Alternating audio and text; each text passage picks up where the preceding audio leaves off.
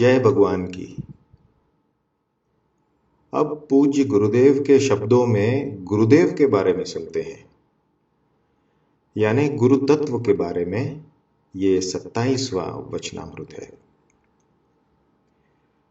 पूज्य गुरुदेव ने समझाया है कि गुरु शब्द में आए हुए गु का अर्थ है अंधकार, अज्ञान, और रू का अर्थ है दूर करना, नाश करना। इस प्रकार से गुरु का अर्थ हुआ अज्ञान रूपी अंधकार का नाश करने वाले। जीवों को संसार सागर से पार उतारने के पुरुषार्थ में ही जो अविरत हैं, वे गुरुदेव जीवों में परम तत्व के लिए जिज्ञासा जागृत करते हैं, जागृत जिज्ञासा को पुष्ट करते हैं और लक्ष्य सिद्धि कराते हैं। ये गुरुदेव।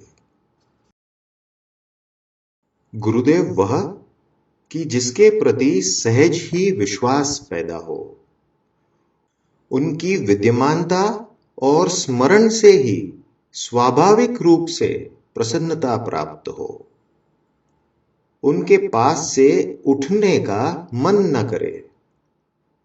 तब जानना कि पूर्व संस्कारों से तुम उनके साथ किसी भी प्रकार से संबंधित हो।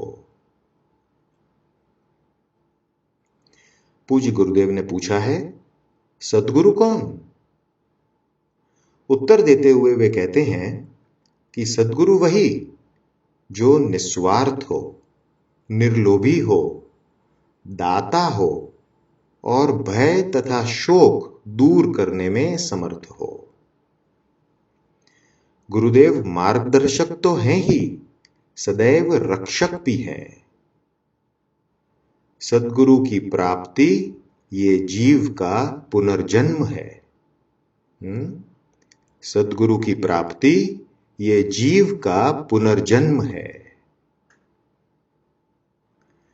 गुरुदेव को शरीर मात्र मानना ये मूर्खता है और गुरुदेव का अनादर है, क्योंकि गुरुतत्व पूर्णतः व्यापक है, अविनाशी है।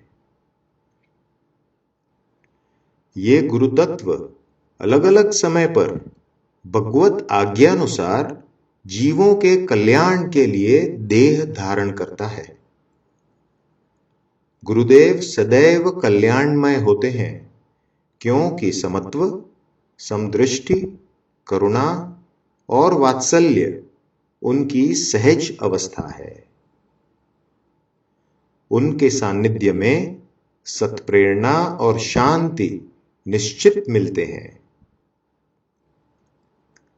स्थूल दृष्टि से गुरुदेव का शरीर पंचभौतिक मनुष्य देह ही है, जो परिवर्तनशील है। इस स्थूल शरीर को अमर मानना ये बालक बुद्धि है। स्थूल शरीर न रहे फिर भी गुरुदेव का चिन्मय शरीर तो शाश्वत है। प्रेमवश स्वेच्छा से क्वचित वे पूर्ववत स्थूल शरीर धारण करके बराबर दर्शन देते हैं, जिस तरह भगवान राम, श्री कृष्ण, शिव जी आदि आज पर्यंत दर्शन देते हैं। प्रपन्न के प्रेमवश प्रपन्न को साक्षात दर्शन देते हैं, इसमें कोई शंका नहीं। 3.5 हाथ के स्थूल देह को ही गुरुदेव मानने वाले को गुरु तत्व की कुछ जानकारी नहीं। शिष्यों के आराध्य गुरुदेव हैं, पर देश काल के प्रभाव से, दोष बुद्धि की प्रधानता से शिष्य के लिए ये अनुभव लेना मुश्किल है। इसी कारण अर्जुन जैसे परम भक्त का भी भगवान श्री कृष्ण की ओर जो भक्तिभाव था, सो छिपा रहा। गुरुतत्व का यदि यथार्थ अनुभव हो जाए तो फिर सामीप्य और अंतर, इसका भेद नहीं रहता।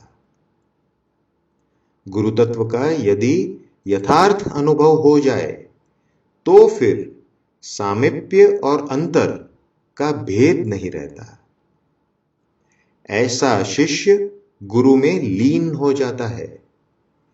ऐसे गुरु भक्त के लिए वे सर्वव्यापी बन जाते हैं।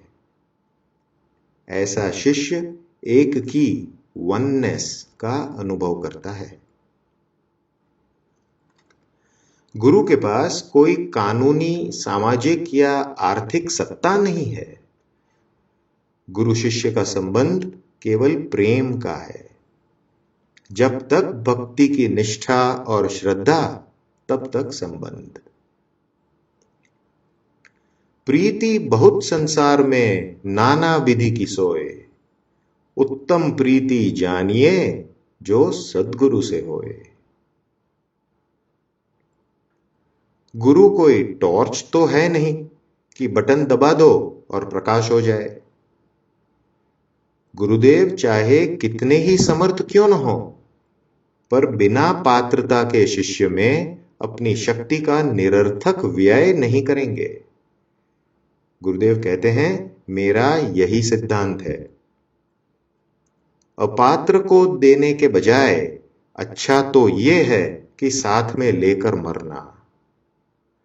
पात्रता की कसौटी खूब परख के साथ करता हूं, इसलिए मैं कड़ुआ ओलाचक भी हूं, ऐसा गुरुदेव कहते हैं।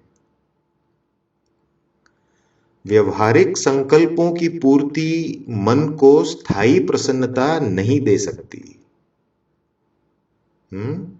व्यवहारिक संकल्पों की पूर्ति मन को स्थायी प्रसन्नता नहीं दे सकती।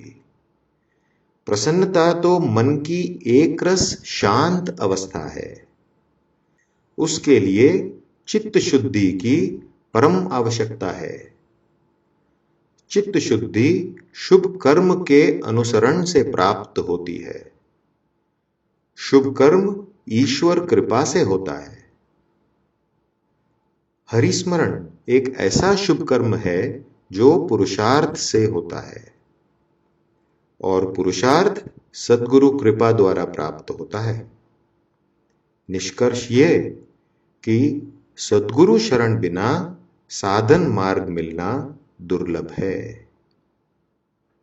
निष्कर्ष ये कि सद्गुरु शरण बिना साधन मार्ग मिलना दुर्लभ है। जय गुरुदेव।